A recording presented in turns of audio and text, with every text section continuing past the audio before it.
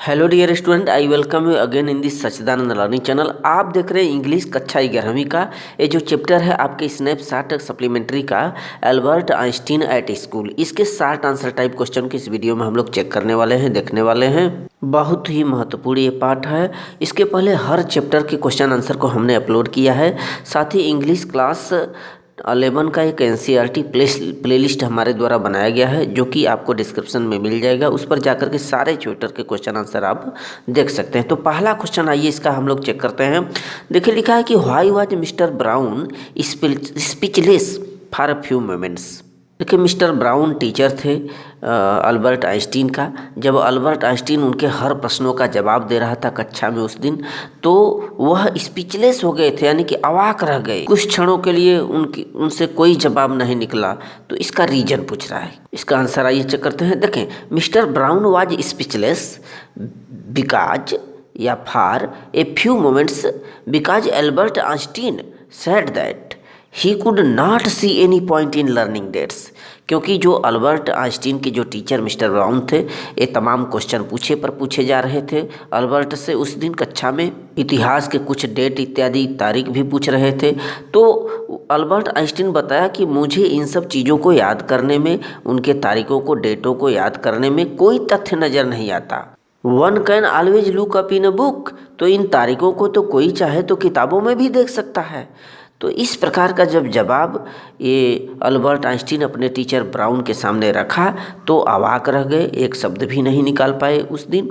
अब question number दूसरा देखें। What is Einstein's view about education. Einstein का शिक्षा के प्रति क्या विचार है।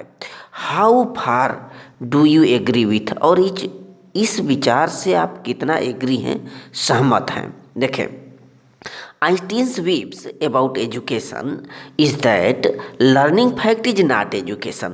तो आइंस्टीन ने सीधे स्पष्ट कर दिया कि ये जो तथ्यों को याद करना है, सीखना, याद करना, ये जो है एजुकेशन नहीं होता। कि हम रटें किसी चीज़ को याद करें, ये शिक्षा नहीं कहलाता है। According to him it is not facts that matter but ideas. उसके अनुसार माने तथ्यों को याद करना, according to him it is not facts that matter, यानी तथ्यों को याद करना शिक्षा नहीं है बट आइडियाज। लेकिन हमारी जो विचारें हैं, हमारी जो भावनाएं हैं, वह जो है शिक्षा है। क्वेश्चन है अब क्वेश्चन नंबर 3 देखेंगे। Why did Albert Einstein see no point in learning dates and facts. तो तथ्यों को और दिनांकों को, तिथियों को याद करने में उसे कोई बहुत तथ्य नज़र नहीं आता। इसका क्या रीज़न था। डेट और फैक्ट्स को याद करने में कोई पॉइंट नहीं उसको नज़र आता है। इसका रीज़न क्या था, देखें। Albert did not see any point in learning dates and facts. तथ्य और तिथियाँ ये सब याद करने में उसको कोई पॉइंट समझ में नहीं आता, नहीं दिखता। Because one can always look them up in a book. क्योंकि ये जो तिथियाँ हैं, ये रटंत प्रणाली है, इसको तो चाहे कोई किताबों में भी सन इत्यादि को देख सकता है। ये अल्बर्ट आइंस्टीन के अनुसार अपने टीचर के सामने ये बातें उसने पेश किया रखा। क्वेश्चन नंबर 4 देखें। What was the history teachers opinion of Albert. तो अल्बर्ट आइंस्टीन का जो हिस्ट्री, इतिहास के टीचर थे, उनका क्या राय था, ओपिनियन था इस संदर्भ में। देखिए, according to Albert history teacher learning fact is important. तो इतिहास के जो टीचर थे उनका मतलब ये था कि तथ्यों को याद करना सबसे महत्वपूर्ण चीज़ होती है, चाहे वो तिथि हो, डेट हो, कुछ भी हो। It is education. तो उनके जो टीचर थे, हिस्ट्री टीचर थे, कहते हैं कि यही शिक्षा है।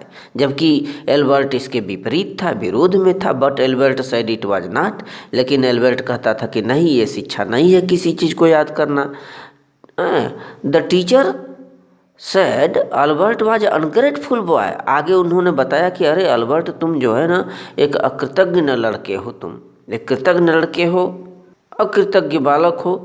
And he should go out from the school. अतः तुम्हें इस तरह से डिसोबे में, टीचर के डिसोबे में तुम्हें स्कूल से बाहर चला जाना चाहिए। इस प्रकार का टीचर ने अल्बर्ट को उस दिन बोला। क्वेश्चन नंबर 5 देखें। Why did Albert feel miserable when he left school that day.